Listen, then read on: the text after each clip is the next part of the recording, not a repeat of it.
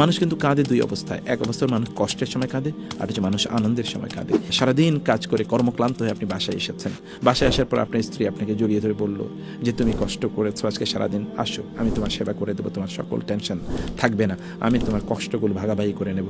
এই যে আপনার তখন মনে হবে আমি শান্তি নিড়ে ফিরে এসেছি, সকল অশান্তি সকল কষ্টগুলো আপনার দূর হয়ে যাবে। যেটি আল্লাহ তাআলা বলেছেন যে তোমাদের ঘরগুলো তোমাদের যেন সাকান মানে প্রশান্তির জায়গা বানিয়েছেন, যেখানে গেলে তোমরা শান্তি পাবে।